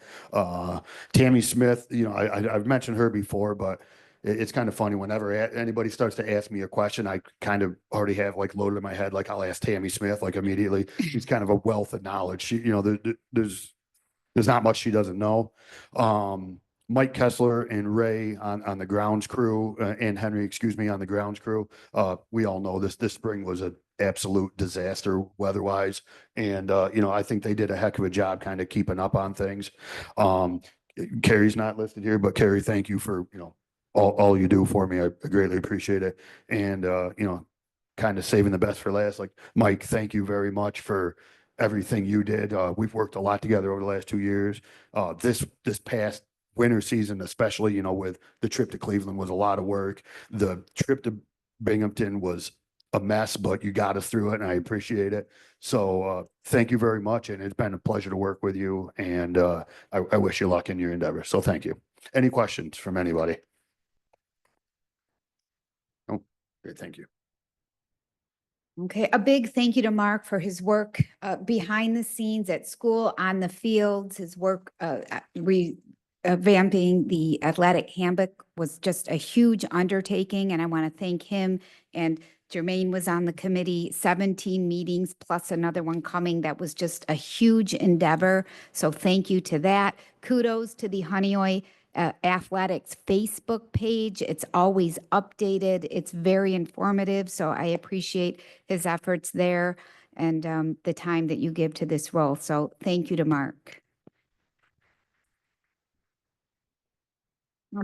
I just have a few more highlights and updates, but first, just a thank you again to the leadership team, Mike Kessler, Amy, Ray Thomas, Mark, now Derek, just all of the work that they're doing, that we're doing. It's a collective effort. We couldn't do this without each other, and I just feel so proud of the work that we're doing and very lucky to be a part of this team. So thank you all very much. So nobody had questions. Highlights. Okay, just a couple quick things. Congratulations to Marley F., who will be joining us as our ex officio student board member next year. Isabella gave her seal of approval. Marley plans to bridge the gap between the student body and the board. You will meet her at our September meeting, and we're looking forward to have her join us next year. A special congratulations to 3 of our seniors who attend Finger Lakes Technical and Career Center. Sam C., pictured here, Dalton N., and Connor M. have already signed with employers who will hire them upon graduation. Wayne Finger Lakes BoCES hosted their 2nd annual signing day event on June 3rd, where students were celebrated, highlighting the impact that career and technical education can have on skilled trades and the local workforce. So kudos to them. Also, a reminder, the summer meal applications are still being accepted. There are no ineligible families. Everyone is welcome to sign up. We currently have over 45 students enrolled in our summer meal program, and that number is still growing. So please get those applications in. If you have questions, please call your child's house office. And again, a reminder that by August 1st of this year, I know we keep saying it, but I just want to let people know we will be required to prohibit the use of cell phones and all internet-enabled devices. I did get a few very positive emails after my email yesterday that went out to all of our families. A few people asking about smartphones. So yes, of course, those as well. So any device connected to the internet will be prohibited. Another email will be coming out tomorrow, inviting all of our stakeholders to join us for a staff, student, and family forum, just confirming the date, but that will be in early July. So that'll be right here in the LGI, and we're going to do an evening meeting. If we have to do another one earlier in the day, we will do that as well. So look for an invitation tomorrow about that. And lastly, as we round out the end of the school year, I would like to congratulate our students for their academic achievements as demonstrated tonight by the leadership's presentation. Congratulate our seniors, wish our retirees relaxation and rest, and to thank our school staff and Board of Education for their outstanding support and service this year. I hope everyone has a joyful and hopefully sunny summer. And then lastly, there's many celebrations still happening right up until graduation. So please see our website calendar for those event dates.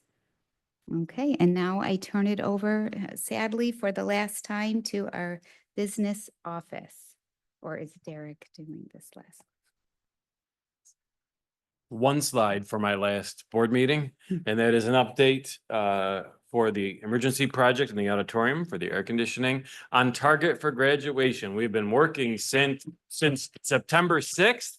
Since September 6th, when we realized we were going to have to do something emergency wise, and it has taken that long throughout that whole time. So on target for graduation, all major components are in place. If you've seen the cranes and things like that, really cool to watch that.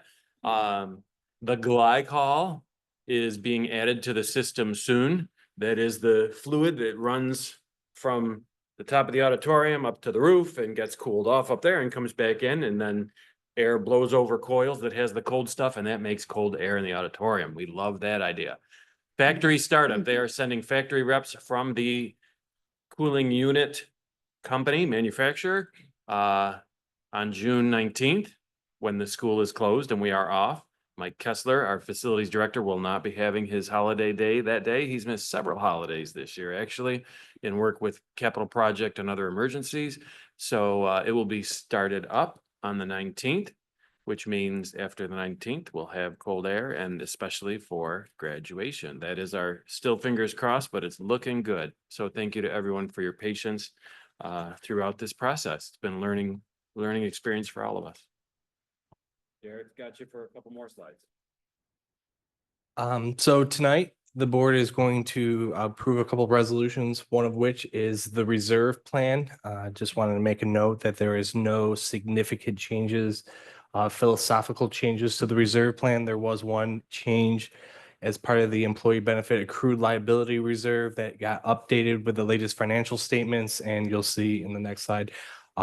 We talked to it, but other than that, we will, as part of the finance committee, look to revise that and kind of layer in that discussion of the reserve plan in the budget development plan going forward, not to deter any board members from wanting to join the finance committee going forward, but additional work. So in addition to the reserve plan, there are two resolutions being presented to the board, one of which is to transfer out of the EBLA reserve a total of $275,000 into the capital reserve fund. This was done because currently the interest rates have been high the last several years. So the accumulation in that reserve is above and beyond our current reserve plan. Every year as part of the financial statement, we submit information to an actuary who calculates what the value of the EBLAR reserve is. And in New York State, EBLAR is only the cash value of unused sick days upon retirement, not retiree health. So based off of our analysis, we are currently overfunded. When Mr. Bastian and I were looking at the reserve plan, the most appropriate spot that we felt was the capital reserve fund, and that is a way to return taxpayer money to the community sooner. Maintenance of facilities is a necessary evil. Roofs deteriorate, the building age, systems age. I don't know if you guys heard, there was an air conditioner that went down. So things like that need to be replaced and updated. So this is one way that we are working towards the next capital project. The best way to do capital projects is have them about every 5 years to kind of stabilize the tax rate.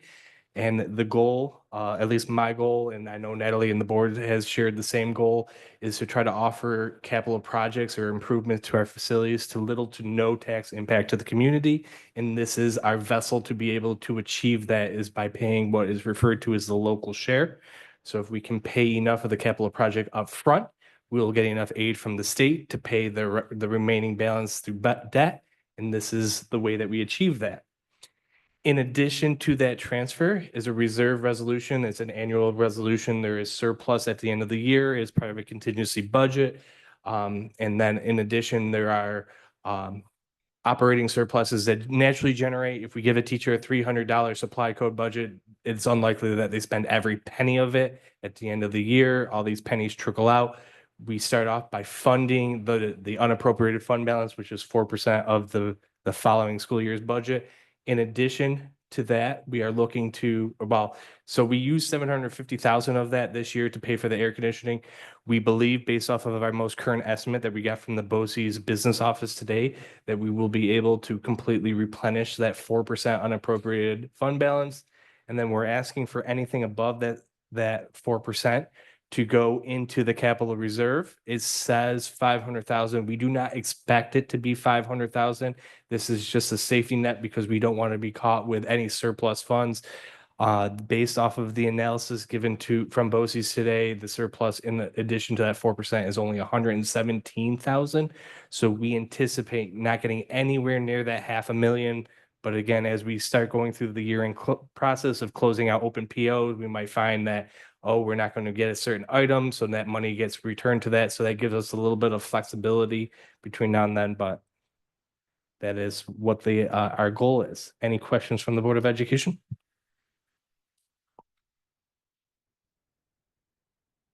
When we put the excess funds into the capital reserve, they can only be used for a capital project.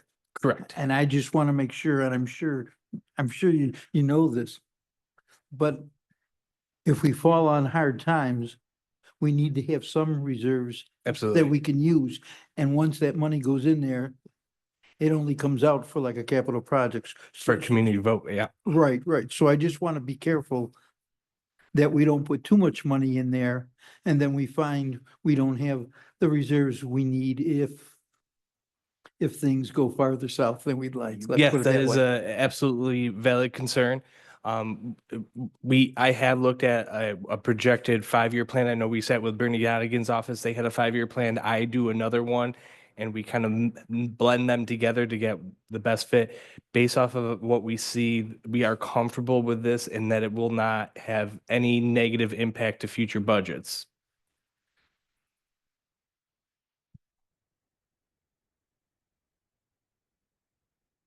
Any other questions for the business office? All right, before I turn it back over to Tori, I know the leadership team, Mark, Carrie, you've had a long day. We have an early day tomorrow. If you would like to head out, we really appreciate everything that you presented to us tonight. Thank you so much.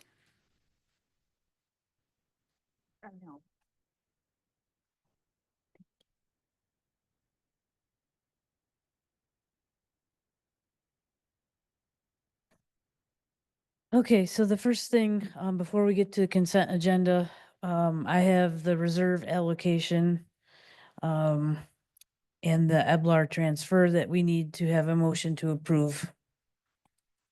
I'll move. And a second? Is there any discussion? All in favor? Aye. Any opposed? All right, that's carried. Then we'll move on to consent agenda. We have the minutes. I'm looking for a motion to approve the minutes from May 21st, 2025, and the CSE minutes. I'll move. A second? I'll second. Is there any discussion? All right, all in favor? Aye. Any opposed? Okay, that's carried. Moving on to the treasurer report. I'm looking for a motion to accept the treasurer report from April of 2025. I'll move. A second? Any discussion? All in favor? Aye. Any opposed? All right, that's carried. Moving on to personnel. We have tenure, so I'm looking for a motion to approve the recommendation from Superintendent Fluke to grant tenure to Molly Perrin in the tenure area of school social worker, Emily Callahan in the tenure area of elementary teacher, and Mackenzie Andrews in the tenure area of music, all effective July 1st, 2025. I get a motion. I'll move. A second? I'll second. Any discussion? Congratulations. Yes. All in favor? Aye. Any opposed? All right, that is carried. Then we have some resignations. So I'm looking for a motion to accept the recommendation from Superintendent Fluke for the following resignations. Tim Robinson is a bus driver effective July 2nd, 2025 for reason of retirement. Michael Bastian is business official effective June 30th, 2025 for reason of retirement. And Sharon Cole is school monitor in the hall effective June 11th, 2025. Can I get a motion? I'll move. Second? I'll second. Any discussion? If we reject Mike's, I know. does he have to stay? It's, I did think about that earlier today, yes. All right, all in favor? Aye. Any opposed? All right, that's carried. Congratulations, Mike. Moving on to appointments. I'm looking for a motion to approve the recommendation from Superintendent Fluke to the following appointments. 2025-2026 District Officer. Jillian Impey is the Records Management Officer. 25-26 Coach Rob Delasani is the boys varsity basketball coach with a salary at year 10. And a 2025-2026 unpaid assistant, Matt Morsheimer, for modified JV and varsity boys basketball. And in motion. I'll move. Second, I'll second. any discussion? All in favor? Any opposed? All right, that is carried. Moving right along to new business, old business. I am looking for a motion to approve the LMC Industrial Contractors Pay Application number 2. Motion? Second, I'll second. any discussion? All in favor? Aye. Any opposed? All right, that's carried. Moving on to transportation. I'm looking for a motion to approve the recommendation from Superintendent Fluke for a transportation request for the 25-26 school year of one student to Lima Christian School. Can I get a motion? I'll move. Second? Any discussion? All in favor? Aye. Opposed? That is carried. Contracts. Is everyone good taking all these all together? Mm-mm. No, you would like I'd to like to take them separately. each one separately? Yes, please. Okay. Okay, I'm gonna get my check mark out here. What's the sun? Okay, so we're going for a motion to approve the Honeoye Central School District SRO services for 25-26. Motion to approve? I'll move. Second? Any discussion? All in favor? Any opposed? All right, that's carried. Hillside 25-26 service agreement. Looking for a motion to approve. I'll move. Second? Bless you. All right, any discussion? All in favor? Aye. Opposed? All right, that one is carried. The Villa of Hope contract, I'm looking for a motion to approve that. I'll move. A second? Any discussion? Yes. Okay, On point 11 on that, and I brought this up before, it says effective dates and termination. This agreement shall be in effect for the July 1st, 2024 through June 30th, 2025. That's this past year or the year we're just ending. but this contract is for next year. I don't understand how it can be, how they can say that it's for last, and I brought that up and was told, no, this contract's good, but in point 11, it says, So Jerry, I think I can answer that question. When I was reviewing, I thought you were talking about the schedule that was attached because that was also erroneous. right, So they updated that part and I did not catch that part. My guess is that that is also an oversight from Hillside as well. So if you would like, we can get you an updated contract and bring it back in July. I would like that, Absolutely. because as this stands, we'd be, we'd be approving the contract that we're in right now, and that's got only a few more days or a few more weeks left, Yeah, I and missed that's that it. date. I'm So- sorry. Your question alerted us to the date was incorrect on the first page, and then we must not have changed it on that second page. We'll make sure that's updated, as Derek said. Okay, so that will be tabled then Right. till the July meeting. Do I need to do anything else with that, Jen, or just go right over? Okay.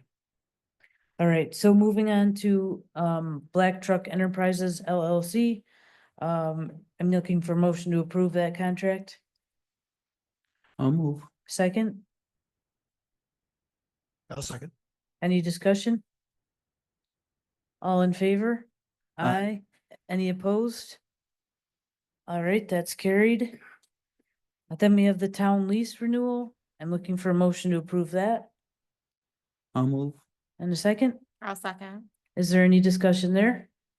This should be good for the whole community. I mean, like, they were paying, I believe, $30,000 before. This is for 36 for the next 10 years. I mean, a lot of rentals have gone up a lot more than that.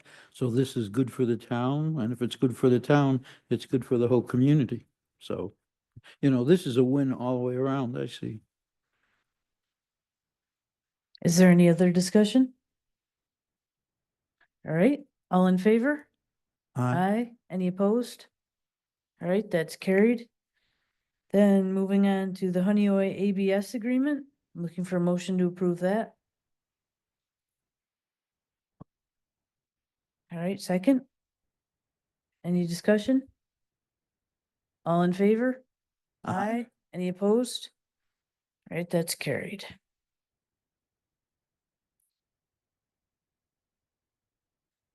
Then we are moving on to the Wayne Finger Lakes BOCES Cooperative Bidding Program. And I'm looking for a motion to accept that.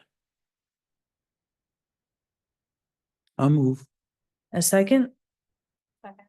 Is there any discussion? All in favor? Aye. Aye. Any opposed? All right, that's carried. Jen, in the part where it says executive files under the contracts, do we need to do those now too? Okay, I just wanted to make sure. Okay, I apologize. Jerry threw me off course there, making me read all those. It's okay, it's okay.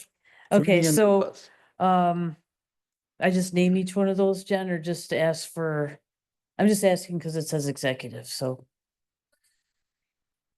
Okay, I'm just making sure. So just name each one? Okay, all right, so I'm looking for a motion, and is everyone comfortable taking all three of those together? Oh, Jerry, no, okay, okay, so taking the first one, the tentative settlement agreement. Can I get a motion to approve? I'll move. Oh, thank you. And a second? Is there any discussion? All right, all in favor? Aye. Any opposed? All right, that's carried. Then going on to Superintendent Fluke Agreement Addendum for July 2025. I'm looking for a motion to approve. Second? Any discussion? All in favor? Aye. Any opposed? Yes, me. Okay. And carried. That is a 6-1. Then, Jen Green Agreement Addendum, July 2025. I'm looking for a motion to approve. I'll move. A second?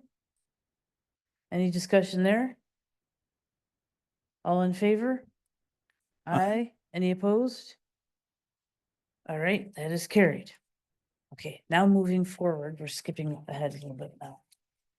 I am looking for a motion to approve the 24-25 HCS reserve plan. Motion, I'll move. a second? I'll second. Is there any discussion? All in favor? Aye. Any opposed? All right, that's carried. We have obsolete items. We're looking for a motion to declare obsolete and discard upon the recommendation from Superintendent Fluke from the Maintenance Department for a round cafeteria folding table, a rectangle cafeteria folding table, and a sweeper and blade.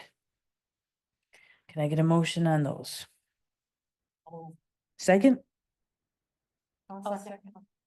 Any discussion? Cindy? Over here.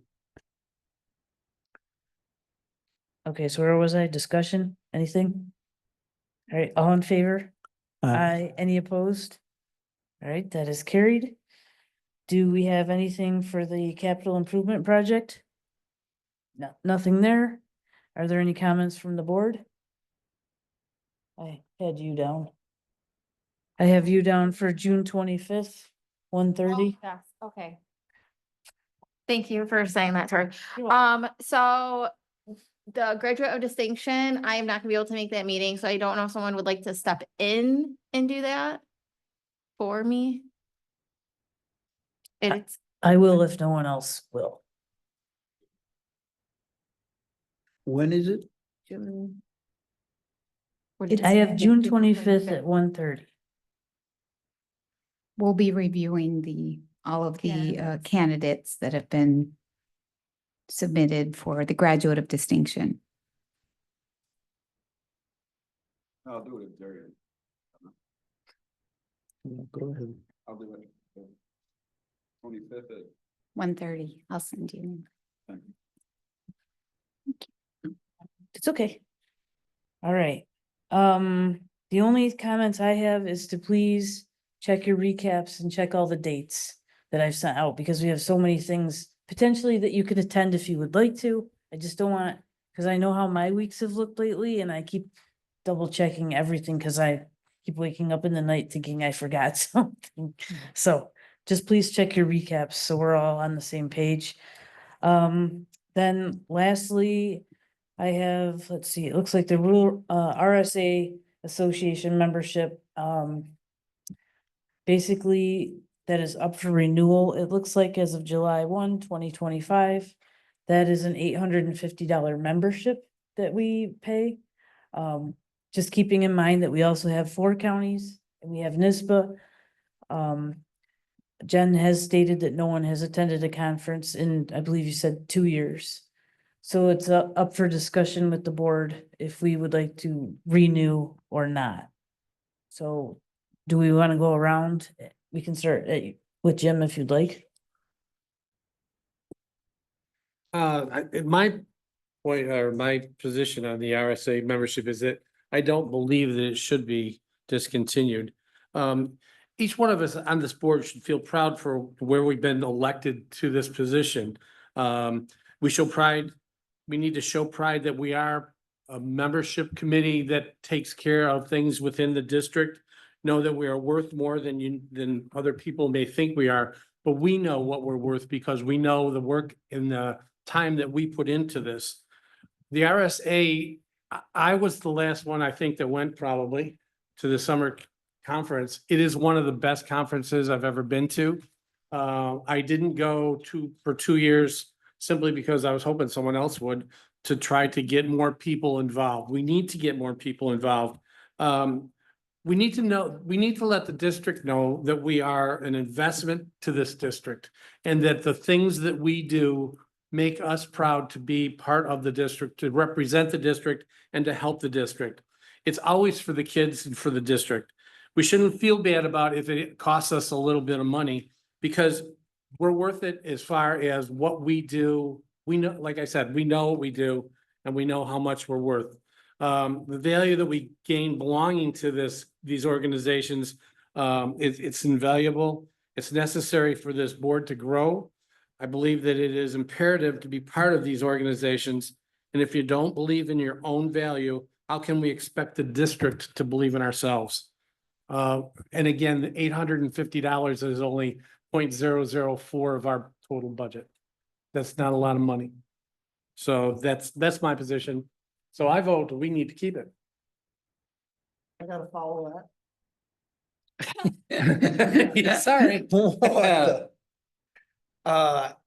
Yeah, what he said. I think it's a good group to, I'm okay with staying with that group. Is this a yearly fee that we pay? Is it? Oh, John, is this a year? I'm sorry. Okay. I feel like that's a lot of money for us not to use it in the past 2 years. So I would say unless someone decided to go, I know like they have it in July, like usually people are on vacation in July. I know I am. Like vacation, school's off, just a busier time of the year for me personally. So it's not something that I would attend. I don't know what other dates they had. Conferences and like in the winter, like, so, The summer one is. it's in like Placid this year. So I would say no for me.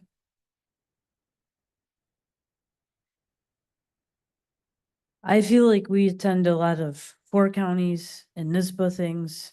I understand your point, Jim.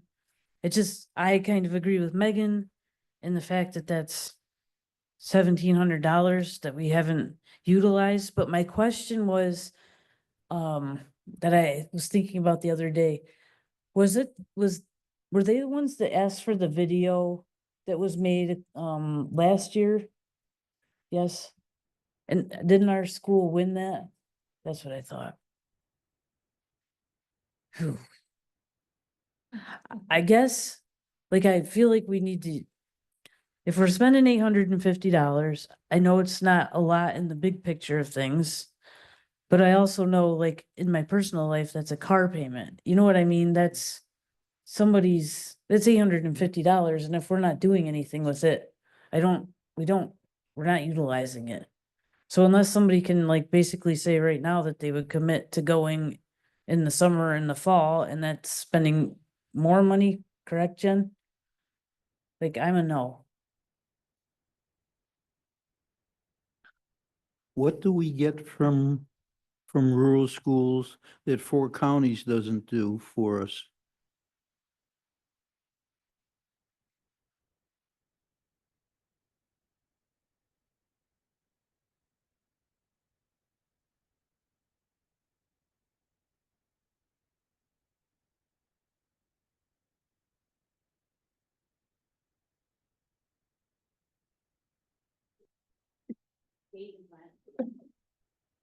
Other than what's on the flyer that we have. I think they send out some flyers during the year.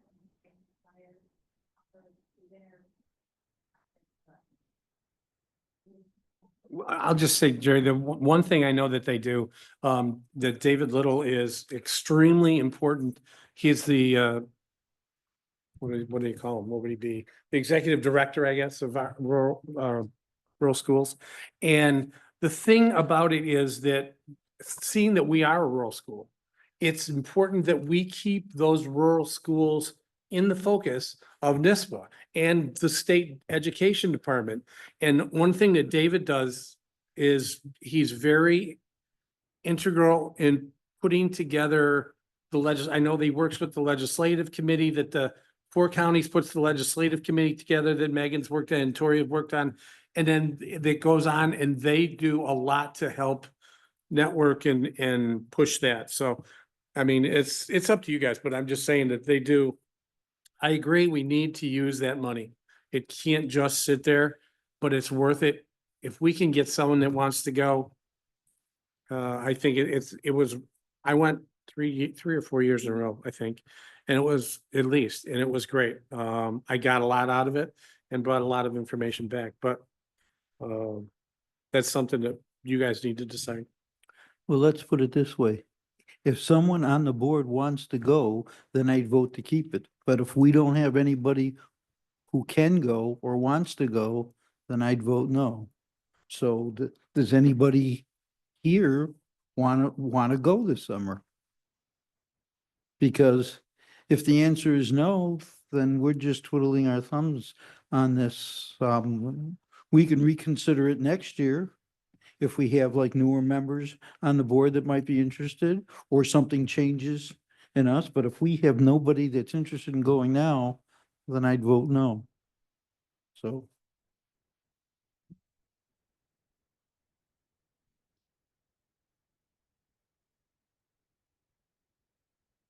I'm in an awkward position here. I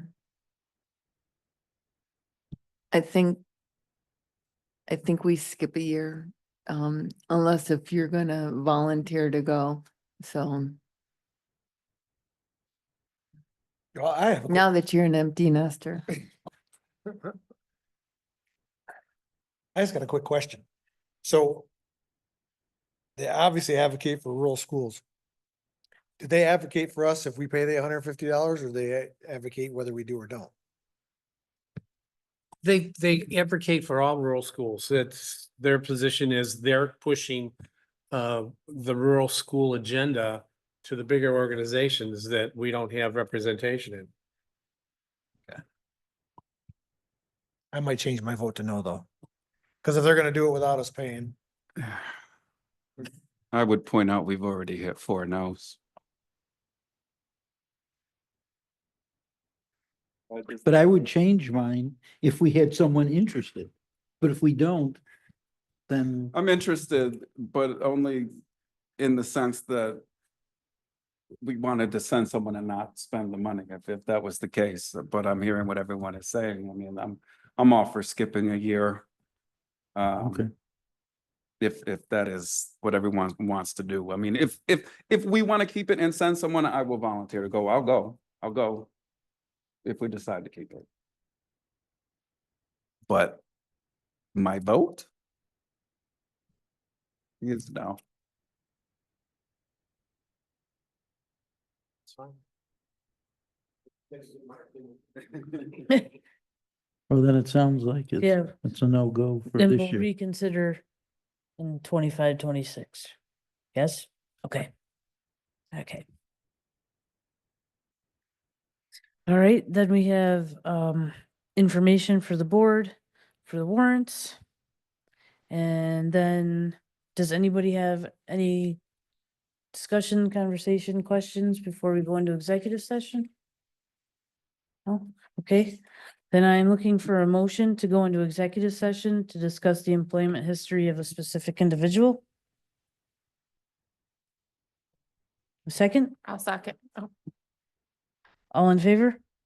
Aye. Aye. All right, that is carried. We are in executive session. Congratulations. Goodbye, Isabella. Yes.